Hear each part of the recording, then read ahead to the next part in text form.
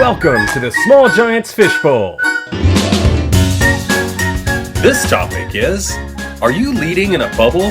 Challenges of leading a values-driven company.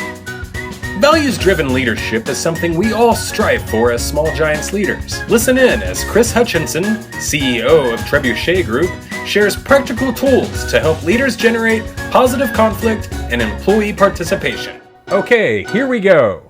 Welcome from Colorado here. Yesterday it was 76 degrees and last night we had a blizzard warning. So, it's always a fun time in Colorado.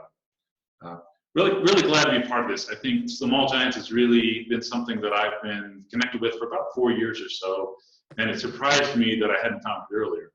But I'm really glad that the community exists because I think there's a lot of support needed, especially for leaders like me and perhaps like you, that are trying to figure out how do I go beyond just profit? How do I, that's an absolute critical component, but how do we go beyond that? And today, what I'm going to share with you, and hopefully we'll do this interactively, so feel free to chat, ask questions. We'll kind of go as we talk as we go, or you can raise your hand and yell out and unmute yourself. We'll be talking about how being a small giant brings a little bit of a magnifying glass to all the challenges that businesses have. So we'll talk about some specific ones. I'll also be sharing some of the results that we got from the 10 folks who took our survey, a pre-survey, and see what that means for small giants businesses.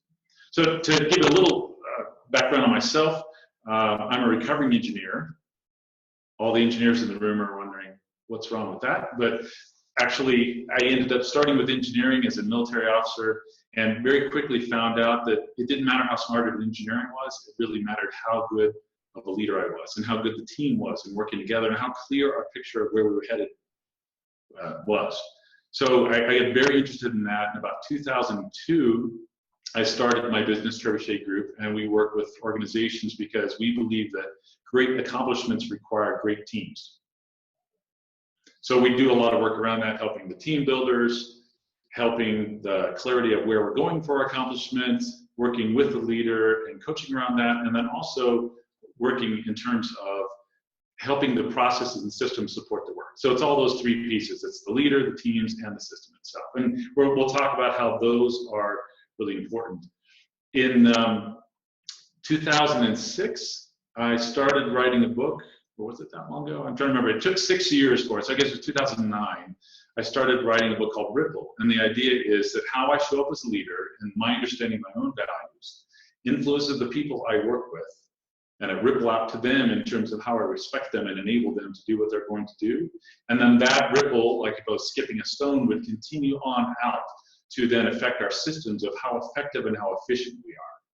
So that's my construct that I've seen over and over. And I saw that with the small giants businesses, employee-owned businesses, and other businesses that many people were trying to figure out how to fix these pieces, and they didn't really understand how they interacted. So I'm going to be sharing some of that because this is the hard part, and it's both a benefit and a challenge. That for small giants leaders, your ripple out has just that much more impact because the people in your organization are expecting more. They want more from what you're doing. It's not just making the numbers. It's a place to grow and develop and really make a difference in the world. And if we're going to make that difference happen, we need to have systems that support it. So we're not sputtering. We're actually able to consistently do what we need to do. So if I was setting up with myself, tossing a stone out, impacting positively with my energy, everybody I work with, and then we impact the systems, and then that stone goes and impacts our clients and their clients, and it just keeps going. So that's kind of the idea. The other piece of that is, as a leader, it's not one and done. It's that you need to continue constantly picking up a stone and skipping in the pond, rather than just trying to see, well, I did my leadership thing, I'm done with that person. So that's kind of the construct that I think is pretty valuable for leaders to show up in, and it definitely fits into how to be a leader within small giants. What questions, if anybody, does anyone have around that? I see Julia a lot, even though I'm on speaker view. So you look nice, Julia. Looks good. Thank you. If you don't want to just look at me, you're welcome to click on gallery at the top right as well. Yeah, no problem. Well, you're the last person that's not going to speak except me, right? So if somebody else speaks, that's okay. Yeah. And if anybody needs to chat, it's just at the bottom right-hand toolbar. You just click on the chat icon. to check. Yeah, that'll be cool. So what I'm going to do is I'm going to go ahead and, since I'm not hearing questions, feel free to put them in any time. But I'm going to go ahead and do just a few slides that are basically screenshots of the information we got off our Google form. 10 people took the time, not a very complicated questionnaire, but answered some of these questions. And I think it's going to be illustrative of maybe where you are or where small giants businesses are in general around spectrums of different results. So I'm going to go ahead, I'll do my best at sharing my screen. And I think I share, let's see, this one right here. And then I've got to click on it. See, to take a second here. All right, you're seeing the raw thing. I'm going to go ahead and blow it up and make it look nice and everything. All right, so hopefully everybody sees that. Got a thumbs up? I'm seeing that. Okay. All right, so what's pretty interesting, so these are some of the questions, and I'm going to share with you some of those overdone strengths or how things can go bad. When we ask, what values is your business driven by? Our sample set of 10 gave these results. So you can see it's interesting that people are saying that in general, it's much more strongly driven by leadership's values than employees' values. I'd love to find out a little more, but I will tell you what my experience is with this, is that most organizations develop around a certain set of people, usually starting with a founder, and they, especially in small giants businesses, have a very strong set of values. We work with New Belgium Brewery, who you may or may not know about, a pretty good sized craft brewer. Just I'm pointing over this way because they're literally a bike ride away from us. And they established very early on with a holistic triple bottom line, we're going to change the world and have fun doing it kind of attitude. And that's persisted throughout. So those leadership values are definitely at the core. And when people show up in your value-driven business, and you're starting with yourself, you become a filter in terms of whether people are aligned with that or not aligned, whether they can be compatible with that or not compatible. And I think that's vital. So this is not surprising that it's around leadership values. There's a couple challenges that this can bring, is that you can see, and we'll be talking about it in a little bit, but what can happen is that people have businesses that are overdriven by their values.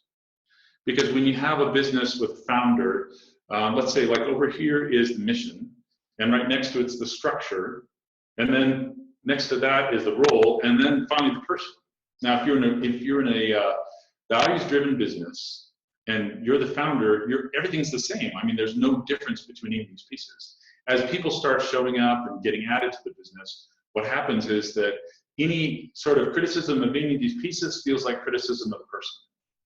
Because if you're the leader, you've taken that time, you've invested your life in what you're doing, and it feels it's a very deep passion that you feel for it. So if somebody says, I don't know if this structure is really helpful, it feels like they just said, you're screwed up.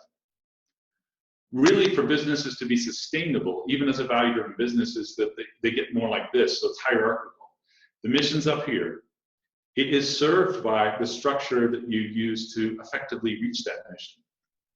And that's served by the roles that are part of that structure.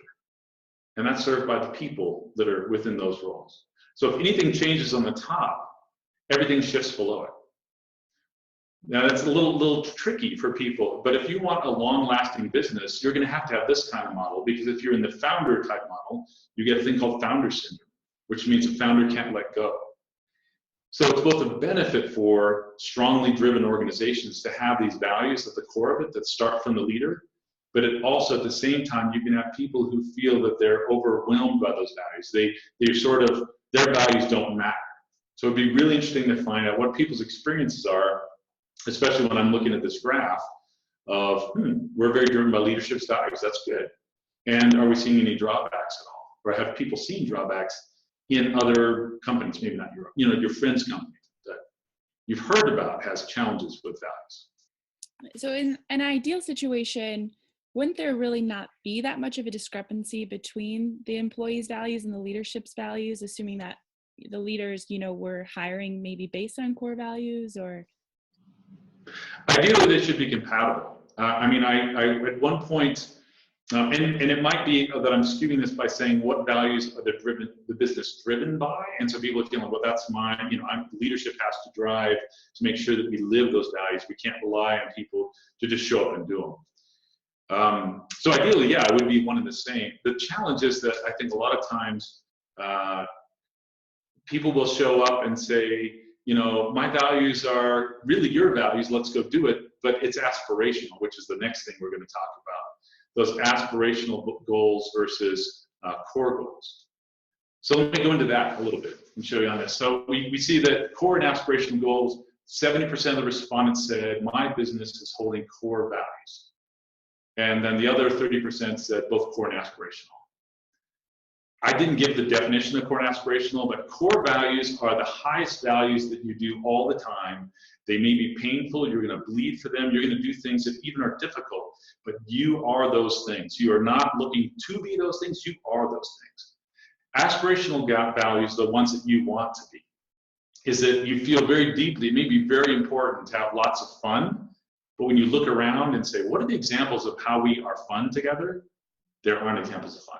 It's like, well, we were fun at the Christmas party last year. It was fun. Everybody had beers, and it was kind of fun about that. But a lot of organizations, for instance, also say innovation. Well, we're innovative. I said, great, that's wonderful. Tell me about the last 3 or 4 things you did that were wildly innovative. And they normally say, well, we got a new product out last year. That's not a core value. That's just normal level of innovation. If you were really innovative, you know, when's the last time you overhauled your management structure? Do you have plugs on all your desks and wheels so you can just make people move to anywhere? I mean, if innovation is a core value, it's in everything you do. So, and I know I'm going a little long on this, but let me just share, like, for core values, and this is what you were saying when these people show up. So I had somebody who showed up in my business who was one of our core values that we live and die for is that we believe people are fully whole and doing the best they can, period. They're not insufficient. If there's something that's missing, it's not their fault. It's just an opportunity. And that's really deep in what we do because we don't want people to feel insufficient or deficient when we're working with them. I had that happen to me. I don't like that, so we don't do that. So it's my value. But it has been embraced by everybody. About a year and a half into our work together, this gentleman, the conversations we have around how's coaching going, you know, what kind of facilitation's working, where are the challenges, and he started talking about how things were really screwed up with clients and using really kind of derogatory labeling language. You know, it's inside the bubble, so, you know, you should be yourself. But it started really sort of getting pretty significant. And I went to him and I said, so help me understand how we're living out this value, you know, this value of seeing people as fully whole and sufficient. And he goes, after some thought, he said, no, people are broken and I need to be the fixer. And I said, well, that's not the value that we work with. That's not us. And I just told you we see people as fully whole and doing the best they can, including him. So I asked him about his, you know, what he would do after we're working together. And he said, well, I don't know. It's horrible. You know, I can't start my own consulting company. Oh, what would you call it? I wrote it down. And we talked a little bit further. And the next week, we gave him a certificate from the Department of State that said, here's your business registration, here's 2 years of website hosting on a content management system, here's business card coupon, and here's 2 clients that you don't talk about badly. Seem like they're okay. That was us living a core value. It was not cheap, but if we were really, really gonna live it, that's what it was. So I guess I'm sharing that example to people can show up, and aspirationally, he actually he wanted to live our values. That just wasn't him, really at a core. And so you can kind of see this stuff show up over time. Julie, how much does that answer what you're asking? All right, well, feel free to, I can't quite see the chat window, so maybe Julie or Himsa can yell or something as we're doing this. But I'll show you the next results, because I think these continues to be illustrative here. One of the things that's challenging in a business when there's a leader and a set of strong values, and by the way, we have a very high table stakes. I mean, there are a lot of ways to fail in a small giant business. There's kind of, if you're not a small giant business, there's only 1 or 2 ways to fail. You don't have profit today and you don't have profit tomorrow. That's a little overstated. But if you have people that show up and say, hey, those are nice values on the wall, but we don't do number 2, so the whole thing's garbage, right? I mean, there's a lot of things that can happen. Or people, out of respect for the leader and the values that are there, can step away and not have conflict.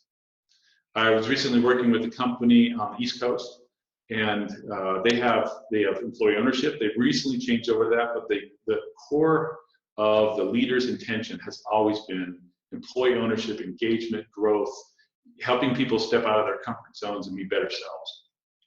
And so it was totally in line with what he wanted to do. And he was really kind of shocked to find that if he took this survey, I think he would be down in the conflict. What conflict? The team talked about how they actually saw their job as, I do my job and my function. If I need help, I can ask for it. We're a great team. Actually, that's not a team in my definition. That is a great group. That means I just kind of do my job and get some support, versus stepping out beyond that and say, hey, what about that? And who's helping this person? And I'm struggling. Those are the kind of things where you can make an excellent team. To do that, it requires a level of trust and a level of ability to have conflict, which is very uncomfortable for companies, including this one. The people were so respectful of the leader and cared so much about him because he cared about them. They were living this value out that caring went too far. And they had, at one point, a guy raised his hand and said, I think I know one of our challenges. We have the disease of niceness. We're going to be nice to each other. Most companies are fairly polite, but they had an extra level of politeness because they wanted the leader. I mean, if the leader didn't show up happy, they would oh no, something's wrong. They were really tuned into having conflict being a negative thing versus thinking about it as a spectrum like this, where on this side, this is no conflict at all. Patrick Lencioni calls it false harmony. It looks like harmony, everybody's cool, but they walk away from the table, and then the little discussions happen like, well, what the heck were you saying? And I didn't want to say anything in the room, but what is this? Or worse, people talk about somebody else. Can you believe what John said? I just, I don't know what we're supposed to do about that. How are we supposed to make this place go? I know we all care about each other, but I don't know how to handle it. Or parking lots, where it's going to happen. But that's the false harmony. On this side over here, it's going to be what, nail-studded baseball bats, almost just brutal personal conflict, people cutting out the legs from each other, figuratively, right? They're just basically saying, it's not only you, I'm going to attack you versus even your idea, because you know what, I just don't like you. And somewhere in the middle is actually the place where most organizations really need to be, where they're doing as much ideological conflict as possible. Let's toss this idea around, and it's going to feel personal. Like if you're talking about, hey, Chris, what about this program that you developed a while ago? I wonder how effective it is.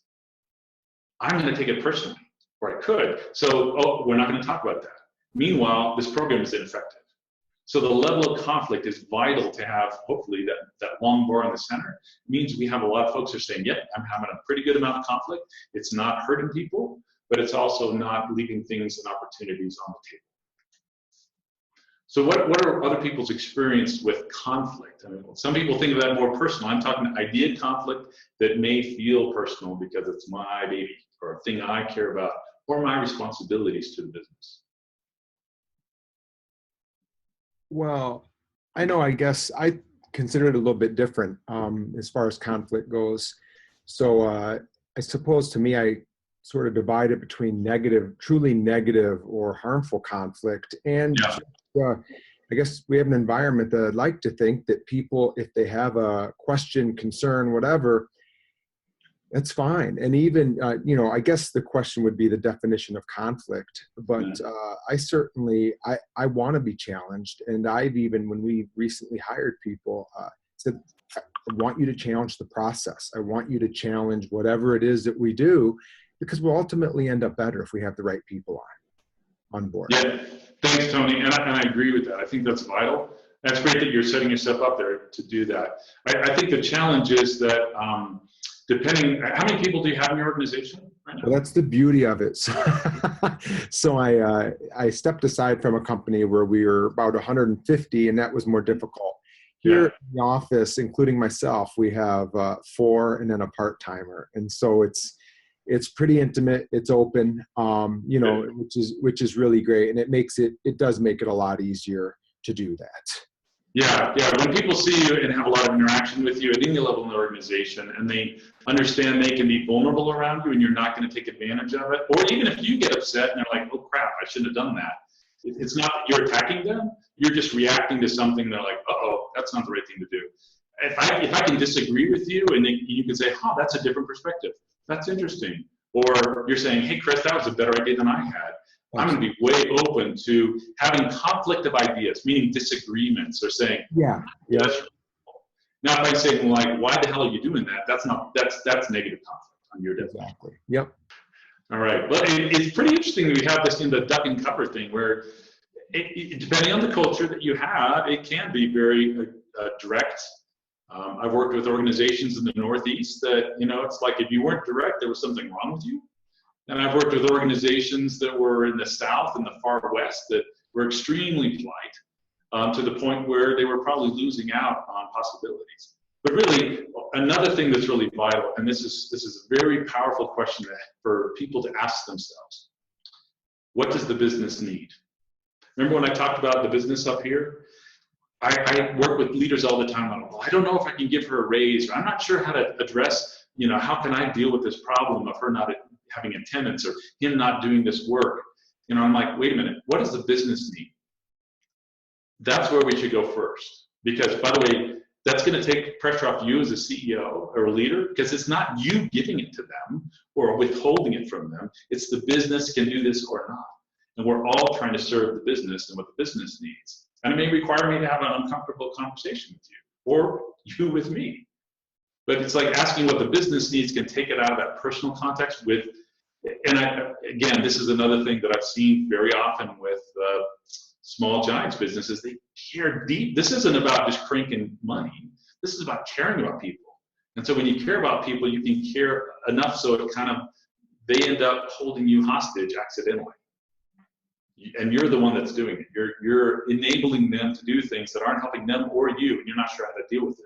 Asking, what does the business need? And then what's my role to help this person in their role should take a little of the personalization off of it and allow us to approach it objectively and of course have a good relationship as well within that.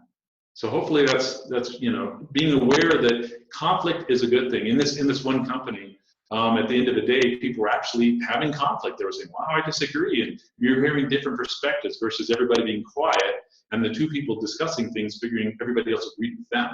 And there were two different perspectives in the room. We got all in the room. And the leader came and I was like, man, I have never been so invigorated. This is wonderful. Everybody's engaged. I know what's happening. And I feel like we can have this dialogue and conversation that gives us better results. So that's that positive conflict place. All right, let's see. Jump in any questions that you have. I'm going to just move on to engagement. Here's the range here with ideally being around a 3, so a nice big bar there. Don't tell me how to do your job. Do my job, or whatever you say, boss. Now, whatever you say, boss, compliance can be a good thing, but it also can be sort of settling for. I worked in an organization that had grudging compliance would be a little too hard, but it was something where people would go do the work they knew they needed to do. They weren't allowed much latitude. They were just specified with, here's how you do it, check the boxes, you're good. And when I went in the organization, I could tell people weren't very happy with that. They felt like machines. They felt like robots. They didn't feel like part of an engaged, enlightened, let's go do something. So I asked them some questions, said, well, what, I know you're not in control, but if you were, what would we do? And we continued to kind of work this through and found out there were some ways that they thought they could change how they interacted with customers and do a little more proactive work and make a difference in how they were being efficient, effective, and serving the needs of the customer. So we implemented a few of these on a test, and I thought the productivity might go up by 30 or 40%, maybe 50, 300%. And I thought, well, okay, that's a total fluke, and we did it with another team. And it was 250 to 300%. We were getting 4 times the capability out of these folks. It was obviously latent. It was sitting there, but it's a difference if you're engaged and helping being a part of it. So, and I'm sure I'm preaching to the choir here. The challenge with that I have found with employee-owned businesses is that depending on how people believe that they're empowered to be like an owner, they can actually get to that place like, no, I'm me. They almost see themselves at that founder level, but down in the organization. They're like, the way I do it is what the business needs, so no, I'm not going to do that. You're like, well, okay, tell us why that helps the business. I don't need to tell you how that helps the business. I'm an owner, and that's the way I'm going to do it.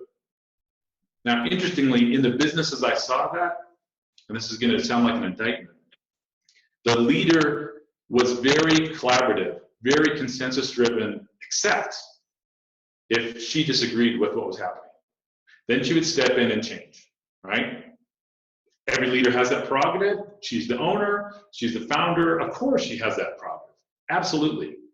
What happened is that ripple went out, and people picked it up as I'm an owner.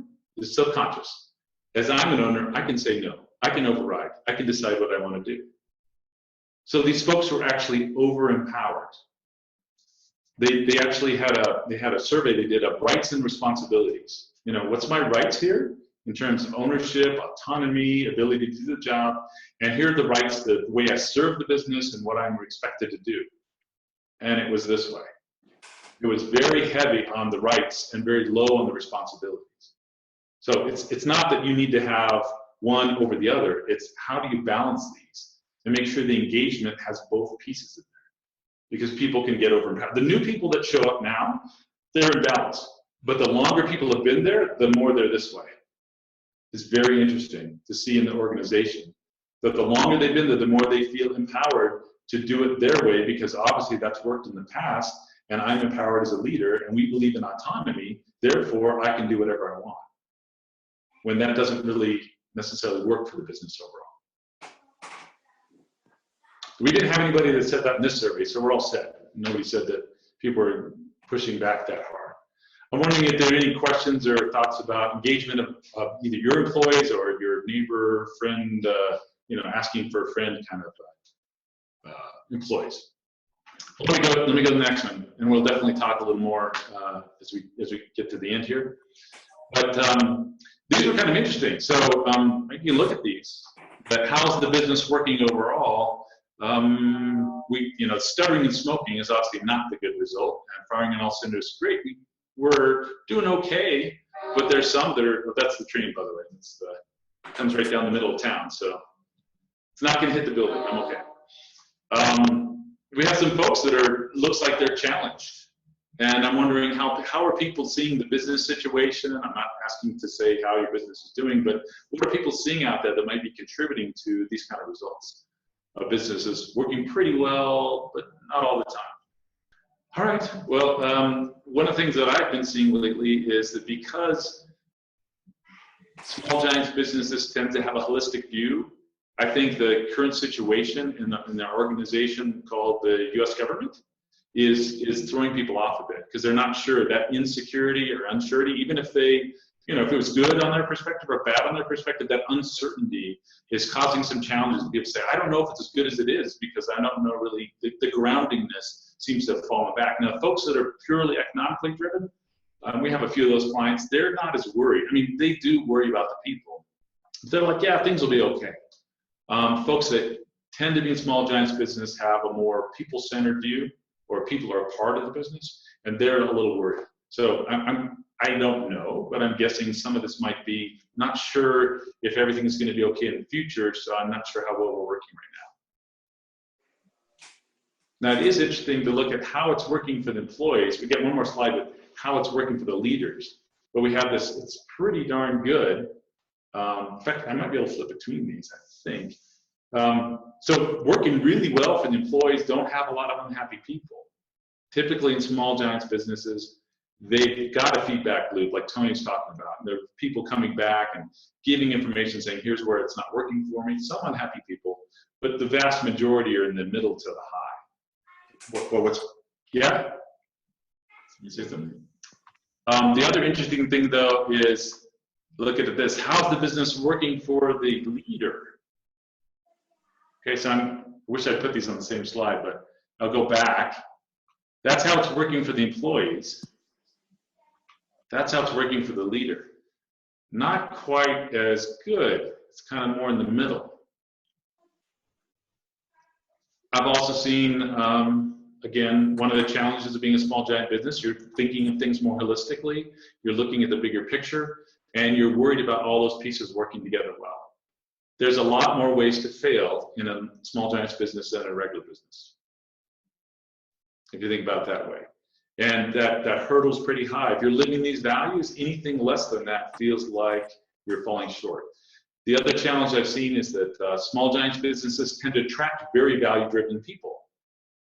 In fact, they can almost be zealots, you know, in terms of how into it. I had one company I went to, and we came in for a break, and the guy said, by the way, you all can have your glass of water because I haven't showered for 3 days.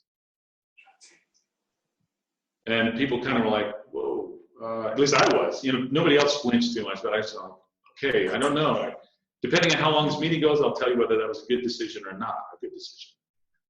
But this gentleman was so driven by the value of conservation that, I mean, he did it in everything he did, and it was hard. And they actually had a challenge with him because he didn't want to use any materials. He didn't want to use any paper. He didn't, you know, don't print anything. There are times when printing stuff actually is valuable and helpful. You can write notes on it, and it persists differently from something electronic. So you can have people that values are so driven, they're wondering why you're not stepping up, why you're not going all the way. In fact, there was a green builder, green architect in Washington State that I worked with for a while, and she had her second person, the kind of associate or just slightly junior architect, kept getting into trouble, and the trouble that he had was that he would cuss out clients. They lived in the wealthy side of Washington State on the western slope, and there's folks that live in the eastern side, which is not as wealthy, and they did a lot of building straw bale houses, you know, and subsidizing it, and the subsidization came from those wealthy clients on the west side. So people would sit down and say, I want a 30,000 square foot green house. And this guy would just come unglued and say, there's no such thing as a 30,000 square foot house, get the leap out of here, you know? And she had to sit down with him and say, the reason we do this is so we can, you know, take this money and move it over here and help these people who don't have it. So it's a back and forth. And we had to work through some ways for him to be more effective and not let his values so run away with him that he could actually see the bigger picture and serve the mission that was also paying his paycheck and enabling us to do this great work. So that's another challenge I've seen when people can be almost overdriven. You're trying to figure out, how do I harness this without having it drag the company off in a wrong direction?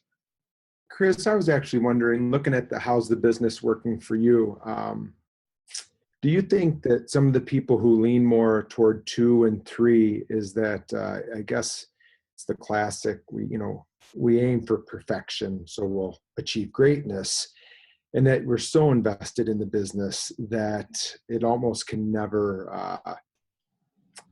work well enough, because there are so many different aspects, obviously financially, but then culturally and everything else, and giving back, and you want everything to be perfect, then it's hard to get there. That is a fantastic observation, and short answer, yes.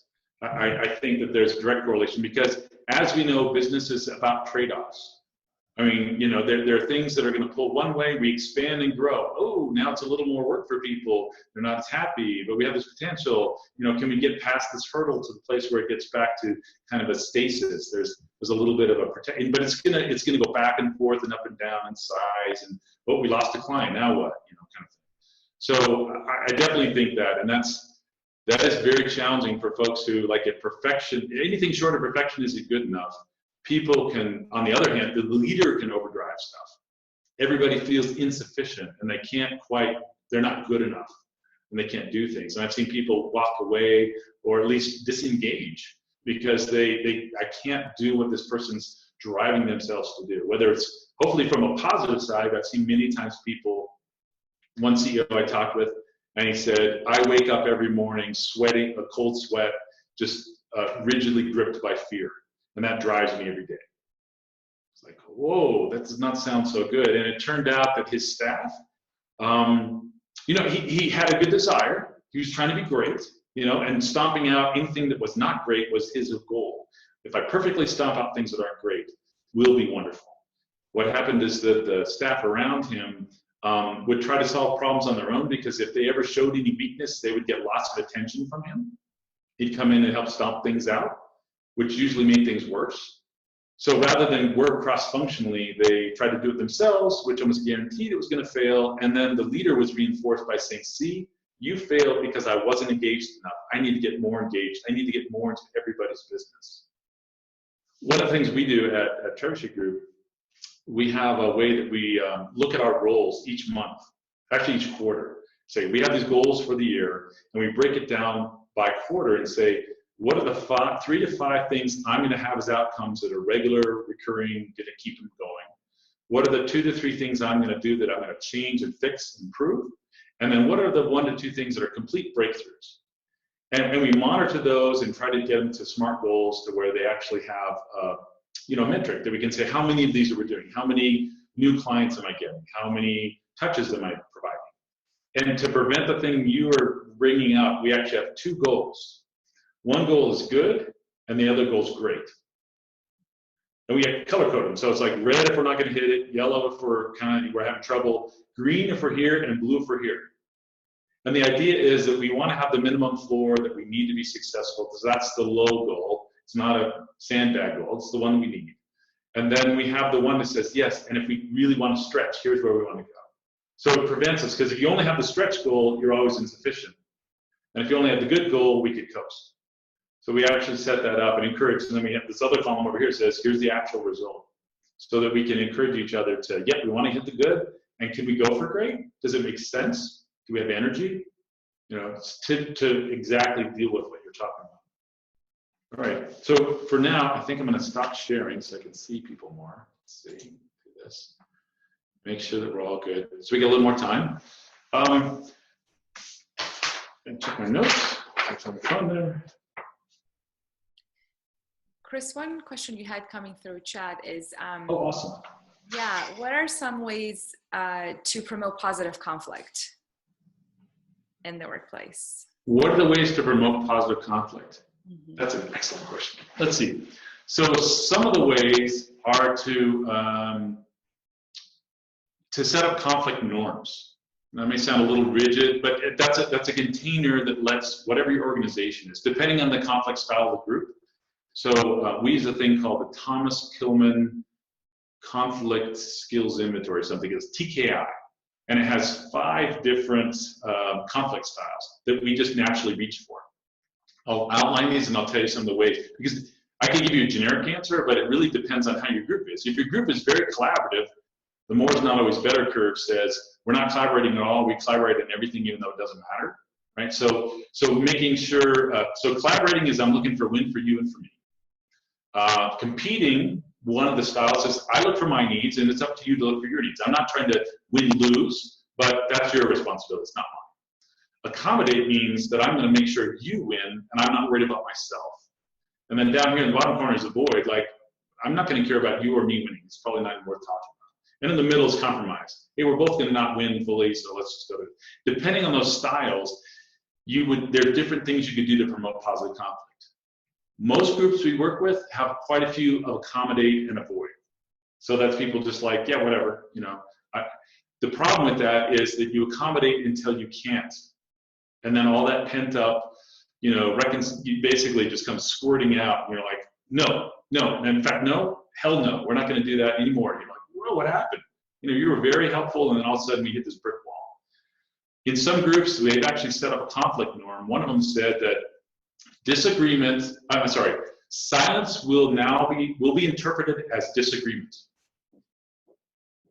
Now that makes those people very uncomfortable, because it's like, well, I don't want to have to say I agree with something, but we don't really know. We're putting it in our heads like, oh, I think he agrees with me, and she thinks that person agrees with her.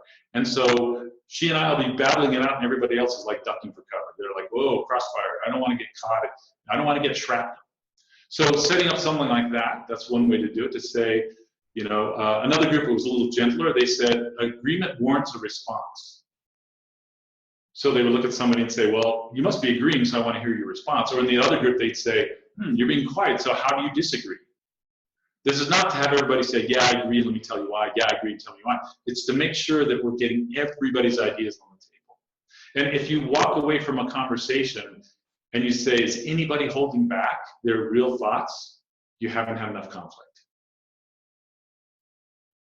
Those are some ways to promote positive conflict. Another way is how the leader reacts to it.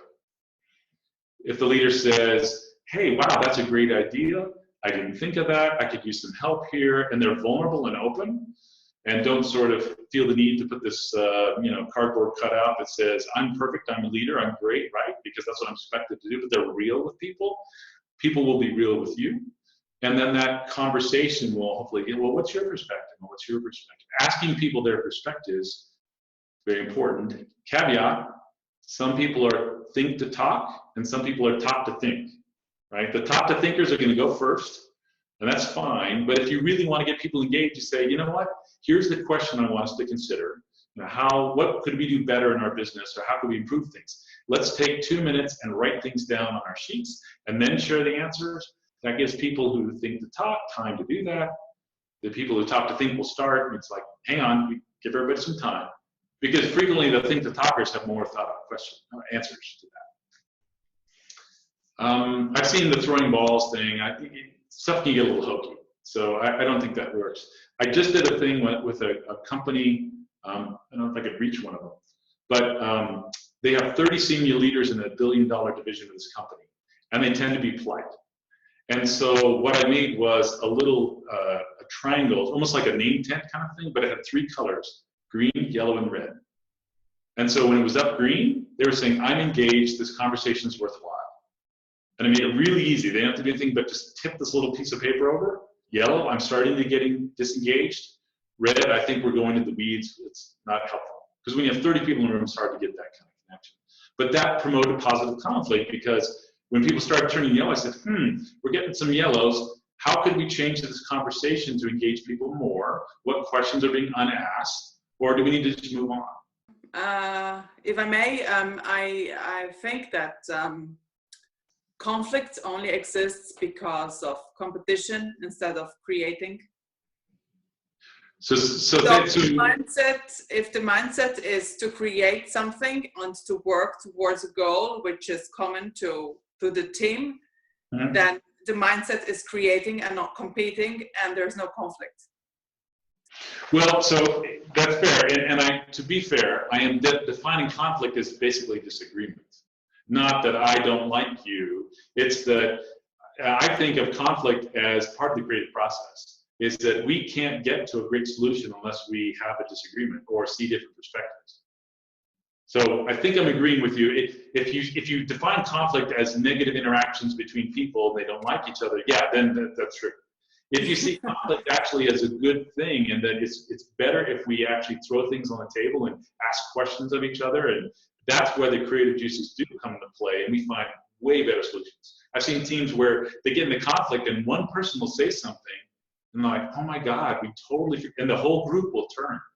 But until we feel like everybody's playing, you don't get it. Allison, I see conflict as a negative part, and I think more about consultation as a positive, Okay. That's true. That's my personal opinion. You're probably more finessed at it. I know teams that people say, I don't even know how to say this nicely, but I can't get behind that. And then they talk about it. So it's like my people will never go for this. So we've got to figure out a way to work this out. Because, and I can say it nicely or not. We're going to have to work this out so I can go back and say, this is why the business needs this. I know it's hard, especially in a leadership team. And in general, I'm agreeing with you. If you think about it as a positive, we're working together on the idea. Oh, here's another positive conflict idea. Yeah. You don't see it in this room, but I have a giant dry erase board. And the best use of dry erase board is for positive conflict. So when somebody says something like, well, that's not going to work because this, or I'm worried about that, I would recommend get up, write it on the wall, and then say, okay, so that's a concern. What else? Okay. Too expensive. What else? This thing. So you get all the ideas. I'm saying, okay, so this is all the challenges we have. How can we then solve them? We actually know all the challenges. The hard part is somebody could be sitting there and there's this neat reinforcement negatively that, you know what, I know the answer, but if I don't say anything, I don't have to be disagreed with. So I don't have to get my idea challenged. And in 6 months when it fails, I'll tell everybody how I was smarter.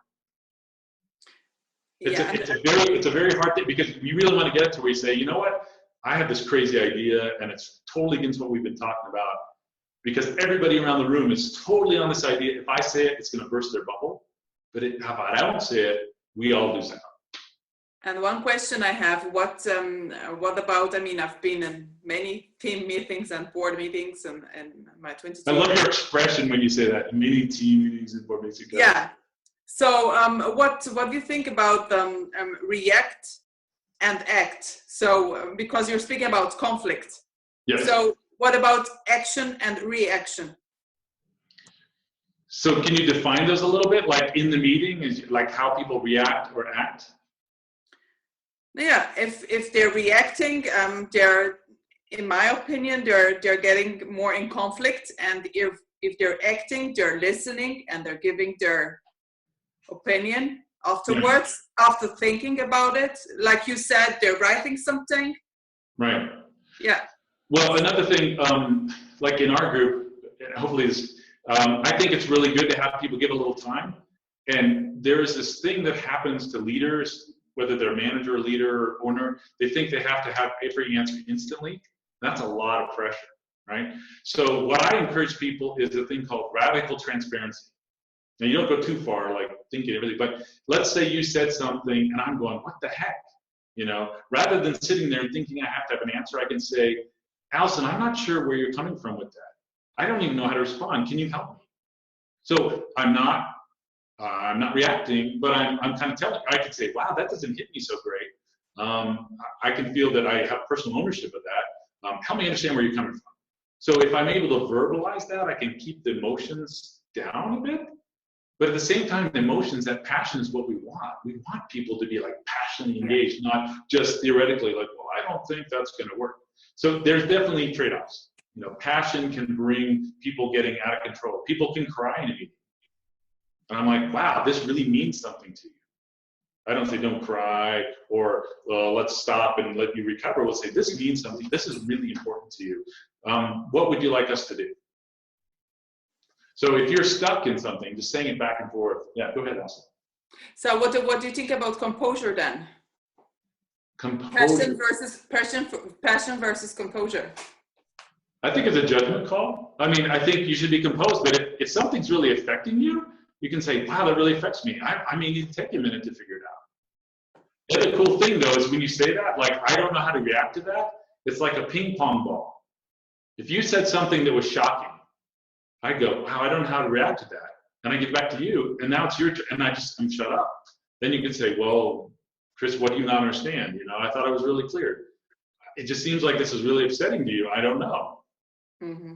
It's like a tennis game kind of, or a ping pong match. And that gives me time to think and understand and not make assumptions. So I don't want people jumping up and down, slamming tables and things. But I think the more real we can be together, the better it is. I had a team, let me share this. I had a team where, and I follow up with people one-on-one after we've met. And they were like, wow, we had a conversation we've never had before. But it's still different when you're one-on-one. And you're able to really just open up to somebody. I said, yeah, I agree. Imagine where our team would be if when we walked into that room, everybody was that way with everybody. We could have that level of openness that you can be with one person, with a group of people that you all trust. How much faster would we move?